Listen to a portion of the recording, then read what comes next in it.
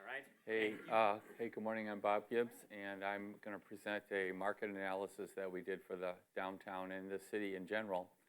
I met a lot of you yesterday, and I'm going to meet a lot more of you today. I'm also available for follow-up calls, follow-up emails. Just let Parker or Joel know, and I'd like to hear from you. This is an update from a study we did in 2019. At the time, we found that the downtown had a market demand for about 35 new stores and restaurants. That's above and beyond right now. That would total about 77,000 square feet.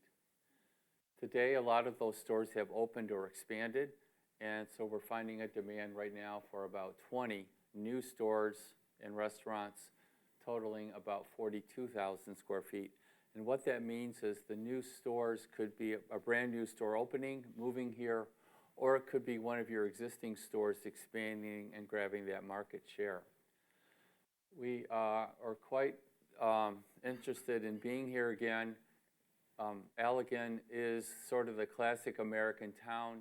You're not a bedroom community to Kalamazoo or Grand Rapids area. You're your own town. You have your own market area.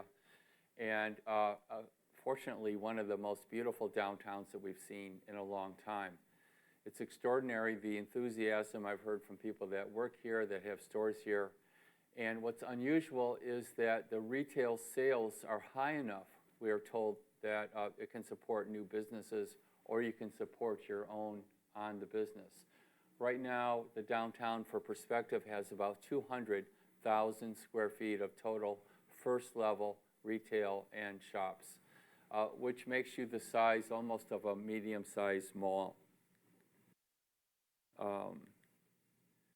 The streetscape improvements that we've seen are extraordinary. I haven't seen this before in another town with so many new sidewalks and streets. So again, you can support about 40,000 square feet of new retail. There's about 200,000 space right now. And that includes about 15 more retail stores, totaling about 35,000 square feet. And there's a demand for about 5 more new restaurants or food and beverage type places.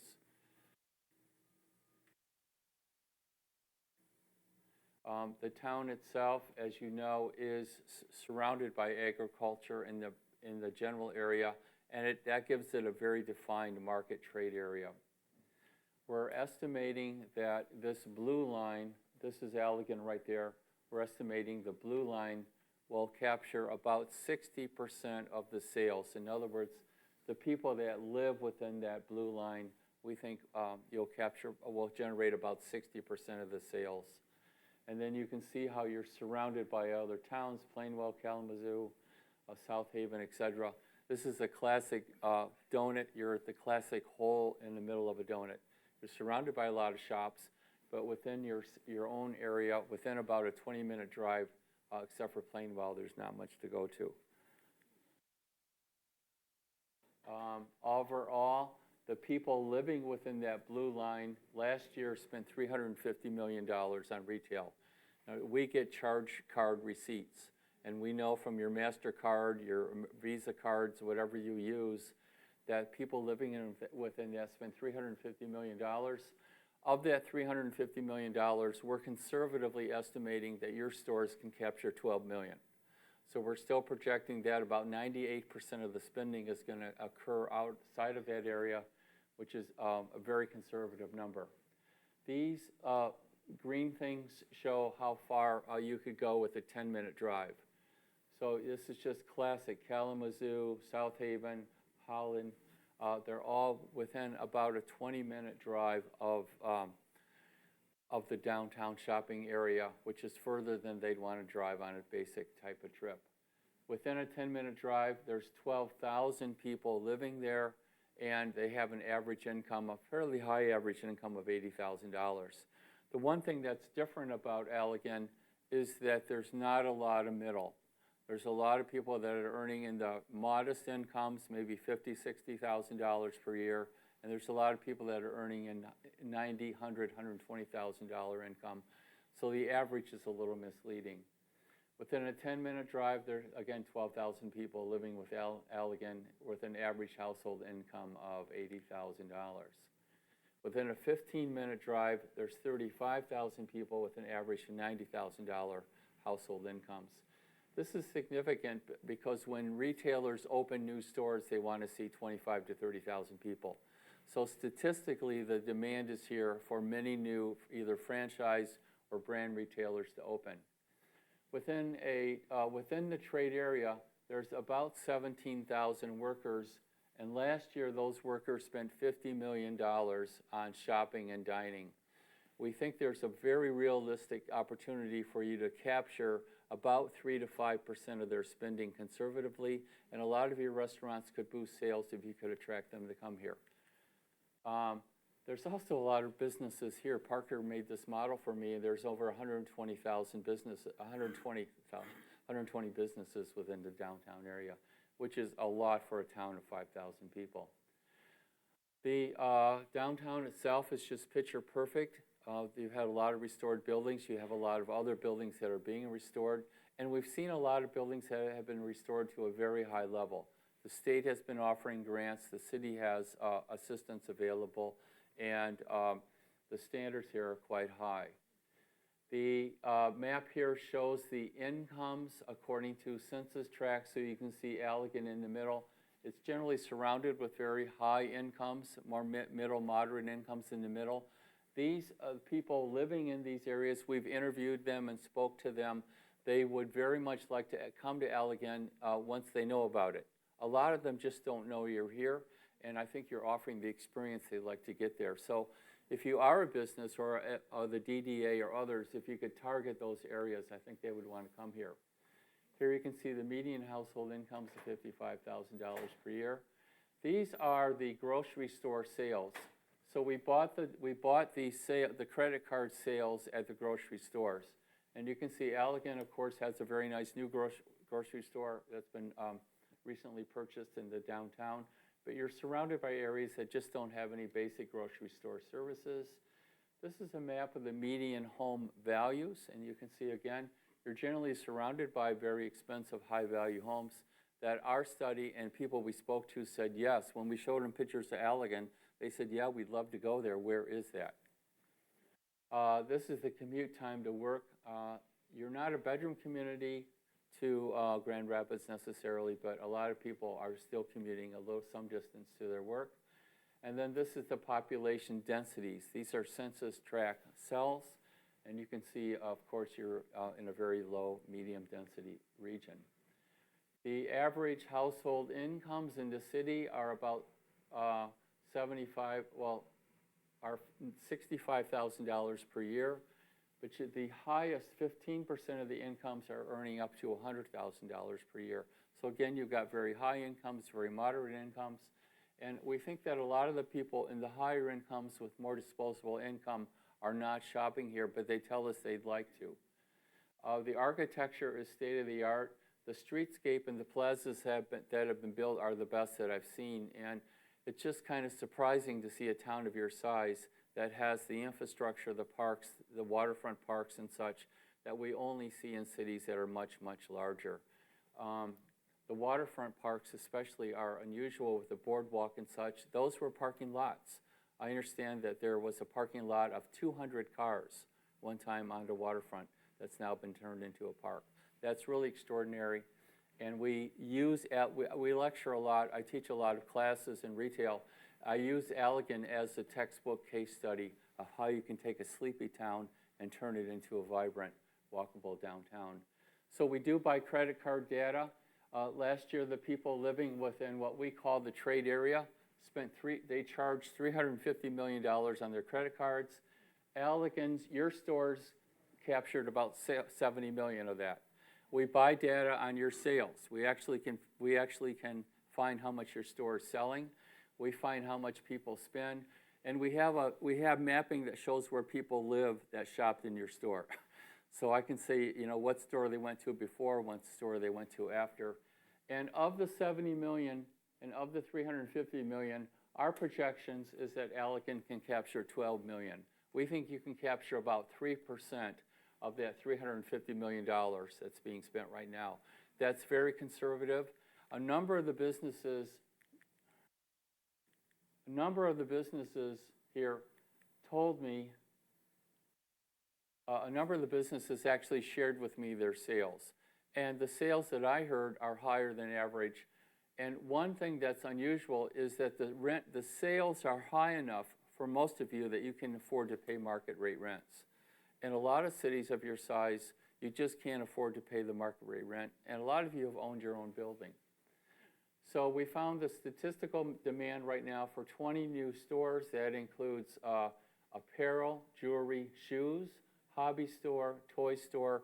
There's a very big demand for an outfitter, somebody that sells kayaks and hiking and walking equipment. Why it's not here, I don't know. There are some within an hour drive that I think if you were to approach them and show them the study, you could attract an outfitter to open here. There's a demand for 1 or 2 home furnishing stores, art stores, a demand for 15,000 square feet more of supermarket and groceries. That could be your existing store expanding, or it could be another store opening. 7,000 square feet for demands and specialty foods for a total of 42,000 square feet. So very, very bullish, very strong demand. There is a demand for about $4 million of additional sales for grocery and supermarket sales. We know a lot of you are going to Myers and other places for your shopping. We think that could be expanded and captured here. There's a demand for about 2 to 3 clothing stores, shoe stores, jewelry stores. There's a nice jewelry store here already. Those could capture about $1.5 million in sales, or $250 a square foot per year. One thing I'd like you to do if you're a retailer is calculate what your sales are per square foot per year. The industry calculates everything on that. I did the math in my head. Most of your sales are around $100 per square foot per year. There's a demand for $2 million spending in restaurants, and that includes 1 full-service restaurant, 3 quick casual restaurants, a deli, for example, and then a bakery. Everybody I spoke to wants a bakery, and there's an overwhelming demand for a bakery to come here. There are, here we found a demand for 3,000 square foot of specialty foods, like bakery, produce, beverages. There are franchise-type bakeries like the Great Harvest Bread Company, and there's other things that could help you open a bakery without having to learn the curve yourself. And then a demand for home furnishing stores. This is probably conservative. I think there is a niche where you could open a number of home furnishing textile lamp stores that come here. So again, demand for 20 new stores and restaurants, about 42,000 square feet. That's about a 20% increase in what you have right now. Now, I can't say there's room for 42,000 square feet. This is a statistical demand which could open here. Okay. So I'm gonna stop right there and then go through some of the best practices of store planning and store design. Any quick questions about that? No? Any questions? I would like to make a comment. I met with Thanks, Parker. I met with you yesterday, and I just wanted to bring up something that I guess has just been really running through my head. You asked me what customers are coming to my store, and what else would they want to shop or go to in our downtown. And I never really mapped it out in my brain that somebody that's coming for a yoga or a wellness education might also want a health food store, a juice bar, a Gazelle Sports, and thinking of those kind of opportunities for our little small town is pretty amazing. So thank you for allowing me to think outside the box for a minute. But since I've been here, the town has changed. When I was here 6 years ago, you were purpose-driven. People would get in the car from Holland and drive here to go to your restaurant or your store, get back in the car and go home. You're reaching that tipping point now where they're just saying, let's go to Allegan, let's park and walk around. Maybe I'm going to go to the jewelry store, but while I'm there, I'm going to go to 4 or 5 other stores. That's a very big dynamic that you don't see. And I think there's the opportunity for a greater turnaround like that. So let me go through some of the best practices for small retailers and such. First of all, because of COVID, there are thousands of former restaurant workers that lost their jobs. They're looking to open a new store, a new deli, a new bakery, and they would love to come here because the market is strong, it's underserved, and rents are really low. So I think you have a chance, if you could go out and reach them, to incubate a lot of new stores. Retailing has changed. When I grew up, this is what our family looked like. My dad's favorite store was Sears. We'd go to the mall for 3 or 4 hours and then come home and cook dinner. Today, this is the shopper. She's a single parent. She hates shopping. 60% of families right now are single mothers. And shopping is no longer fun. It's a chore they have to go to.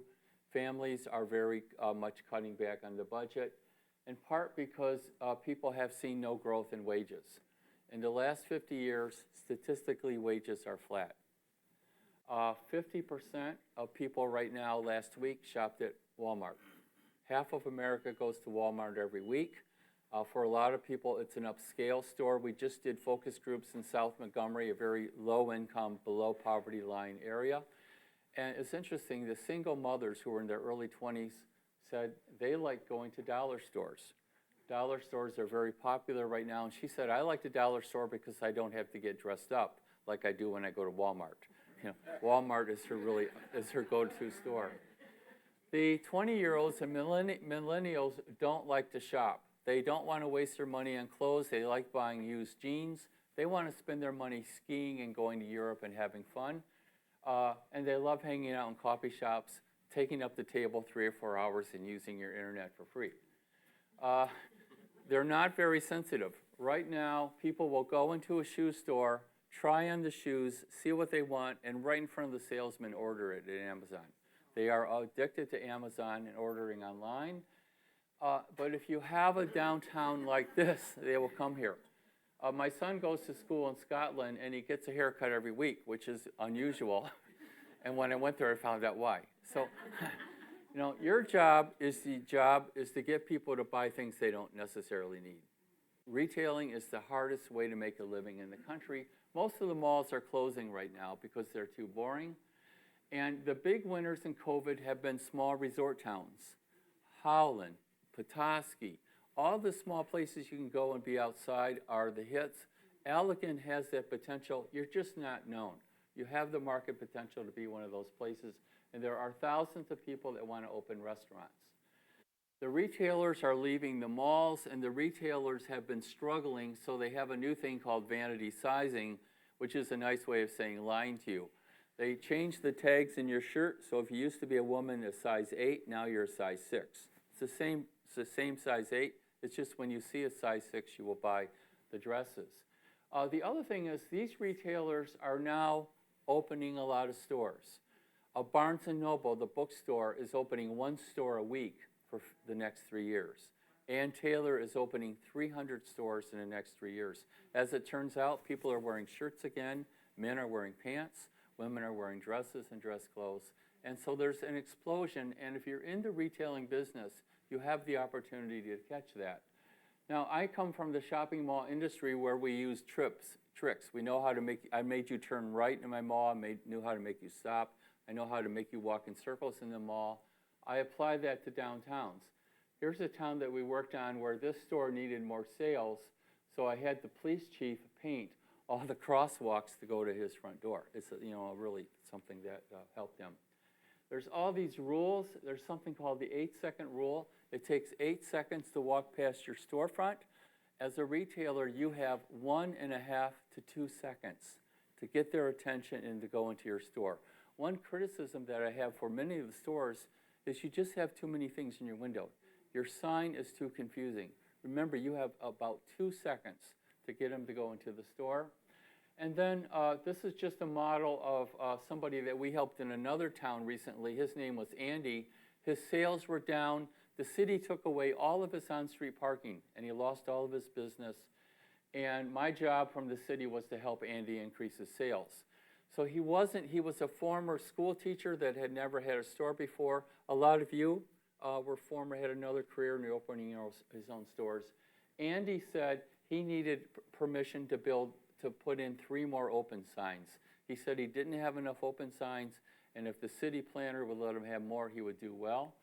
What we found is that he had these problems.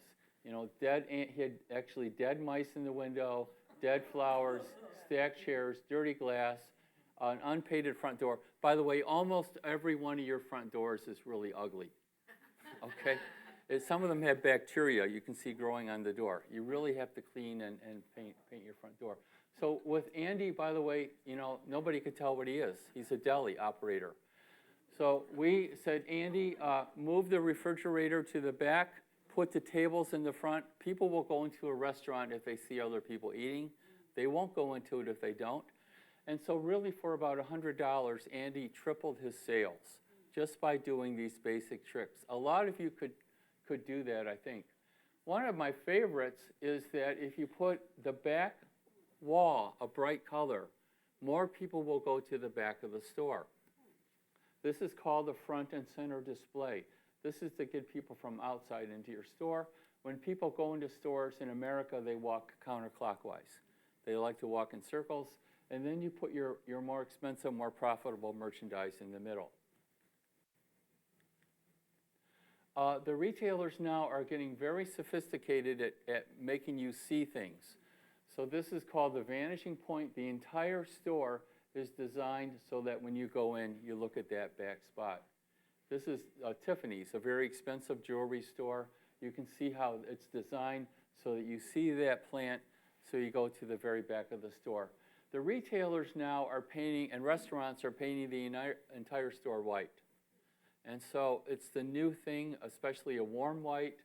And the reason for that is then the merchandise looks like it's online. It looks like it's, you're looking at the website.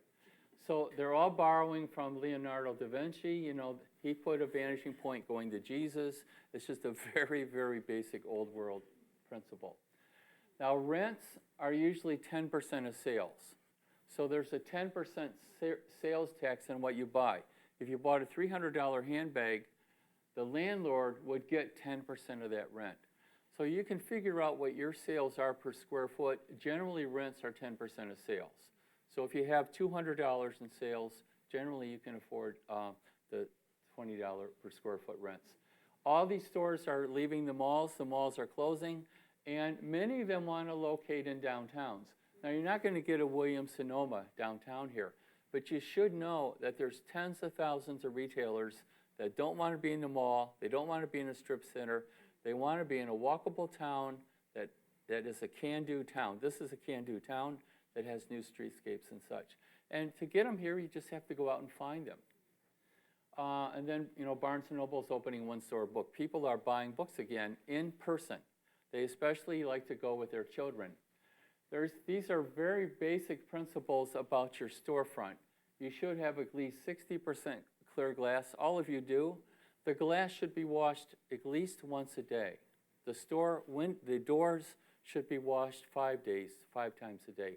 If there's a sub shop called Jimmy John's, I don't know if you know Jimmy John's, in the franchise agreement, the franchise owner has to wash all glass surfaces 5 times a day. And you know, seeing a sparkling window makes it feel like you're getting better quality goods. If the store is painted a dark, glossy color, sales and traffic usually increase by 20%. It has to be gloss and it has to be a nice looking dark finish. The new thing though is white. A lot of stores are painting white. A lot of you need a sign band like this. It should be a sign band that's about 12 to 14 inches high. For a lot of you, I just could not find your stores. I went by a number of stores that were there that I didn't know were there. And I have spent days walking around the street. Some of you are just invisible, or your sign has too many words on it. You know, you lose that 2-second reading. If you can add greeneries in front of your store, and somebody put a beautiful flower container the other day, I noticed, it will increase sales by about 20%. All of you should have flower pots in front of your store, or the city should, or you should have flower boxes along the windows. This is the sign band. If you can have a dark colored side band, its purpose is to stop people from looking up and to look into your storefront. So there are architectural standards that we recommend that are primarily designed to increase retails and your brand. There's something about the color red that makes Americans want to spend money. People actually get into kind of a manic state where they want to go shopping. And there's something about specialty artistic stores. You have beautiful bike racks that were designed by students, I understand. This is a nice coffee shop in Petoskey. If you can have this sort of non-chain look, then you can reinforce what you are. I'd like to see downtowns have what is known as the X factor. You're not Paris, but the X factor is when you have a place that people fall in love with. You have a lot of landscaping, you have a lot of street trees, and you look different than a shopping center. This is a town we work with in California. It has that X factor. It doesn't have very many national brands, but it just has a very nice, funky feeling that you can't get into a mall. This is a store we just helped recently in New England, and just with Ivy, it was a very ugly storefront, but just with Ivy, they gave the store that X factor that's really helped in sales. You also should have something outside in display, but it should be done tastefully and following city rules, whatever they are. This is a beautiful bookstore in Petoskey. It has the dark, glossy look. It has planters in the front, very simple signage. These planters especially would help give the downtown the X factor. We highly recommend that you do that or you work out an agreement with the DDA to make that happen. You have to be very, very careful where you plant trees. You know, you don't want these trees in front of the store. The city did it the right way. The new trees they're planting have been deliberately located not to block storefronts. And then you really need good signage. I'd like to see all of you install some sort of artistic design projecting sign. I mean, there are stores here, there's a jewelry store that has the shape of a diamond, which is great. You need to have something that represents what you sell. People really do not read words. They just look at the sign. I think all of you could increase your sales with new signage. It's important to have new streetscapes that are freshly painted. There are places where there's graffiti downtown. The public safety works hard on that, but you may want to take over the street in front of you. If you see a little bit of graffiti, have the city help you, or just get out your steel wool and remove it yourself directly. In most cities, about 40% of the profits come between Thanksgiving and Christmas. That's your profits. And it's really important just to spice up the decorations, the ornamentation. Petoskey is interesting. They put in live evergreens in front of all their light poles. And Petoskey has a DDA that's funded 100% by the parking meters. In Petoskey, they collect $400,000 in parking meters. That goes to the DDA, and then the businesses decide how to spend it. Art is extremely important. If you can put civic art here, and the city's had a good start on that. This will make people stay longer and spend more. Parking is probably the one most important thing for your downtown, and I think a lot of people that are not shopping are parking in front of your stores. I mean, I've been here very early, and I know they're not shoppers because the stores aren't open. We estimate that every parking space that's metered will turn 4 times a day. If that happens, every parking space will generate $175,000 in store sales. So if you can imagine, if your store sales are $175,000, one parking space that turns over 3 or 4 times a day would be enough to support you.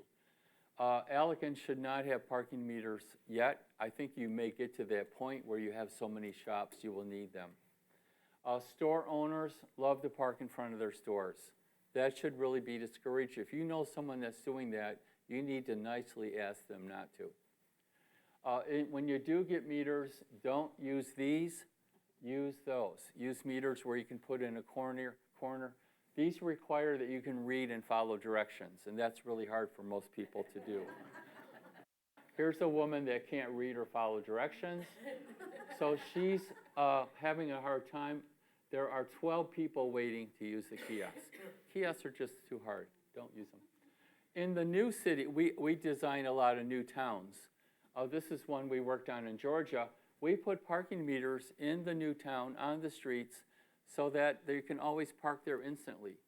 The rule is you pay parking in front of the store, and then you have lots of free parking a block away, so you can decide. Wayfinding signs are very important. The city has a program they're working on to get wayfindings. This is the wayfinding up in Harbor Springs. So I'm going to stop right there and see if I can take some questions. Okay, I've covered a lot of material. Again, I'm going to visit more of you today. If I don't get to visit you, just get my email, send me some pictures of your store, and we could schedule a video conference where we can just talk about your store. Okay, yes.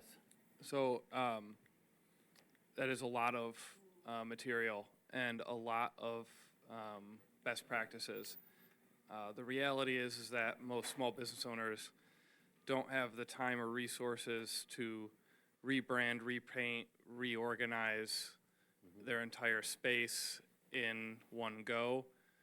What would you recommend for business owners who have, like, I've got $1,500 and I've got 2 days that I am closed or can shut down and do some renovations? What's the most important thing to do? Yeah, that's exactly right. I want to repeat that question. It's impossible for a small business owner to shut down for a month, spend $20,000 to redo the store. That's just not realistic. The number one thing is to paint your front door, keep it clean, and keep all the glass washed. The number two thing is paint. If you could paint your store, paint one wall, a soft white, or get an expert to pick colors, those are the two things that would work. The third thing is that your stores are too cluttered. Many of you are just selling too many things. If you could reduce your inventory by 10, 15%, that would help a lot. And then your signage. I'm an expert in retailing. I literally did not know the stores every store I met, I had no idea you were there. It's just hard to find. I hope that helps a little.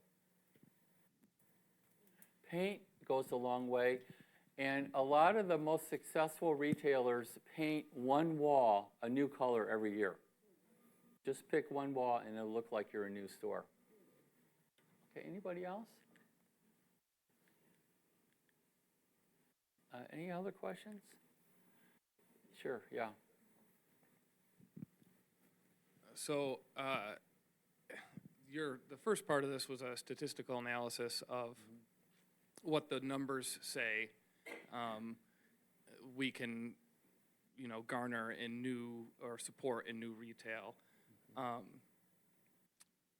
I'm having a hard time reconciling the mathology with the reality of our small town that I think everybody would agree is probably too large for our population.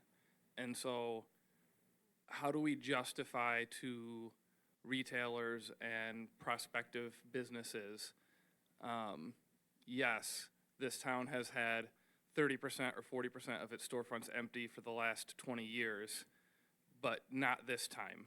It's going to work this time. It's just the math and the statistical analysis doesn't, I think, account for our geographical footprint being way larger than our demographic.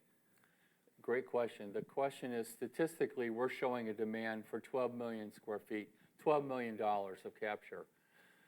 That demand is, we're estimating you can capture 2% of the money that's leaving here, which may be high. I don't know, maybe some of you can't capture 2%. The market potential's there.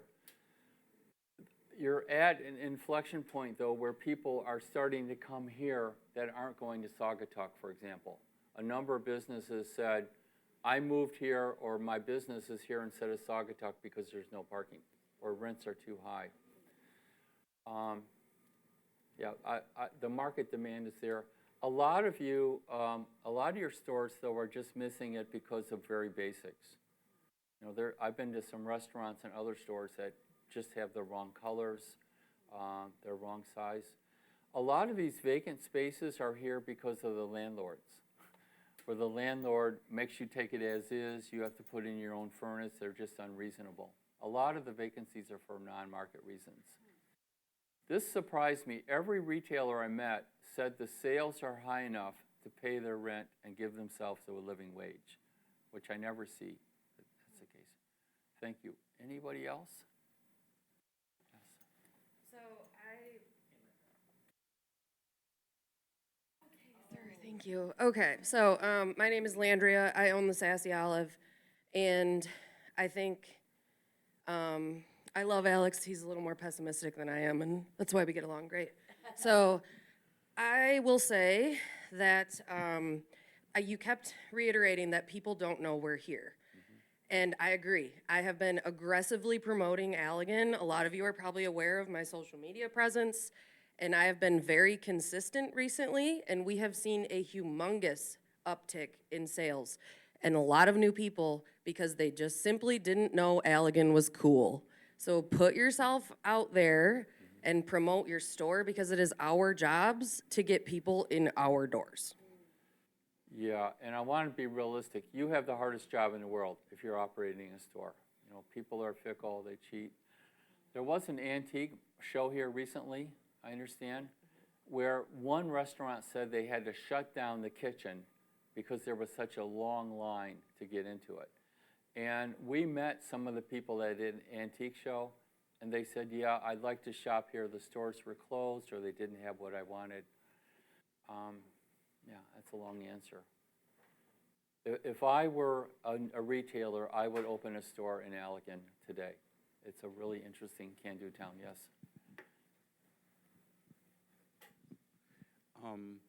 Hi, from the Baron Fox Yarnden. I just wanted to add to what Landria was saying, and I think this is something, honestly, for the city to know as well. You know, Memorial Day was just 2 weekends ago. And what we noticed, we were open. I think there were only 2 stores in Allegan open on Memorial Day, us and Sherwood's Cove. I don't think anyone else was open. You were open. There was a ton of tourists coming into Allegan because it was a holiday, walking around going, why is nothing open? Why is Allegan closed? They literally came from other towns to see Allegan, but we got to somehow as a community do better at opening more stuff on holidays. I know it's hard with staffing, but that was something that we hadn't seen last year. Last year was a little slower, but this year's Memorial Day, there were a ton of people coming in to see Allegan, and we didn't represent well enough as a community. So. Yeah, it's a great comment. The comment is on Memorial Day, there were a lot of people walking around, but the stores were closed. About 70% of sales now nationally occur after 5 o'clock at night. It's hard for people to shop when they're working. And about 30% occur on Sunday. That said, it's impossible if you're a small business owner for many of you to be open at night. You can't hire another manager or to be open on weekends. But you should realize that you are giving up a lot of the market share. The one thing about franchise stores is they are open 7 days a week. It's one advantage of them. Somebody else? Yes. So if you... So I'm open 10 to 6 Monday through Saturday, Sunday 10 to 3. My next move is going to be opening 10 to 6 on Sunday, so I'm open 10 to 6, 7 days a week. What time in the evenings would you say these sales are happening? Because we do find, and I think part of it is that like we don't quite have that evening nightlife yet in Allegan. But what time should I be open till, and how do I get more people to do that too? It's going to vary per business, but on average, the peak time now is between 4:30 and 6:30. Okay. When people All are right. off work. Cool. But it varies. I did meet a lot of restaurants here that have very extended hours. I was really surprised to see that. Okay, anybody else? Yeah. I had a question over here. So I think Allegan is slowly coming to grips with the identity of being a tourist area. Would you recommend seasonal hours for somebody like Landria? Should she be like May to September? Maybe she's open till 7:30 or 8. But then, you know, would you consider it acceptable to pull back to that 6 or 6:30 in the off season? Yeah, that's a great question. The question is, should you maybe have seasonal hours so during the peak times you're open? Yes, yes, absolutely. You should do that. Okay, and you said a moment ago that if you were to open a retail shop, you would open it in Allegan. What would you open? An outfitter. An outfitter, or I'd open a family-type restaurant that sells breakfast and lunch. Yeah, for sure. I mean, I've seen buildings here that have sold for $50,000. I mean, that's less than you pay for a good car today. It's incredible, the opportunities here. We interviewed business owners within about 30 miles. They really don't know about Allegan. They don't know your market potential. And a lot of that's going out and meeting them. You could go, if you go to another city where you like a restaurant or store, give your card to the owner. Say, why don't you come to Allegan and meet me? Allegan's got a lot of opportunities. Yeah. The nice thing about tourism, to a point, is that it lets you support restaurants and shops that you couldn't support with your own market. The downside is they're obnoxious, and you have tourists walking around, eating. By the way, I don't understand why there's not an ice cream store here. I guess I would open an ice cream store tomorrow. I understand it's a complicated business, but I could probably figure it out. Anybody else? I actually would just like to make a comment with regard to the shopping hours after 5 o'clock or after 6 o'clock. As a resident, although I have short hair and I probably wouldn't do headbands, but, okay. The point I would like to bring forth is that, I work and live here, but I do have a hard time making it into the stores because they do close so early. So that's a vote of support to stay open a little bit later, because I'd love to be one of the townies that walk around and shop in the stores, but unfortunately I can't because everything's And it's closing so, up. So. the comment is that she would shop at night if they're open. The hard part about that is if you're the only store open at night, so 6 o'clock, it's not going to work. You could do things. There's an area called the Brady Bunch, Brady Street, which is pretty cool. And we're recommending you put signs and label it as the Brady. Put on your shopping bags the Brady Bunch. That area could become like a mini department store. There's 5 or 6 really cool businesses that combine, if they could have similar hours, could be a major attraction where people would go a long ways to come here. Okay, I don't want to be overly optimistic. Statistically, we think you can capture 2 to 4% of the money that's leaking. People are spending here about 90% of their money outside of Allegan. And I think you could capture some of that if you could implement best practices. You should not look like a national brand. You should have your own funky character. But, have best practices. All of you should paint your door tomorrow. That first impression is, and clean up your bathrooms a little, And just advertise what you are.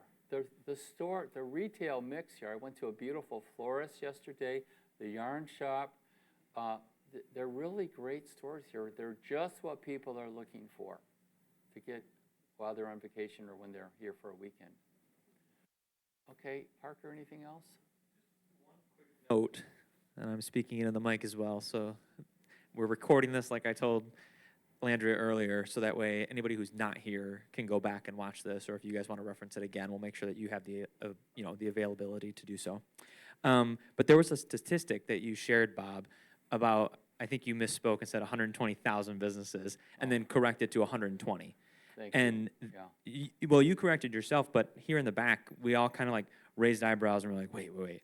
And quick pulled up. Every year, we take an inventory of how many DDA meetings we have, how many of these downtown lowdown meetings, as well as how many downtown businesses and total commercial spaces there are within the DDA boundaries.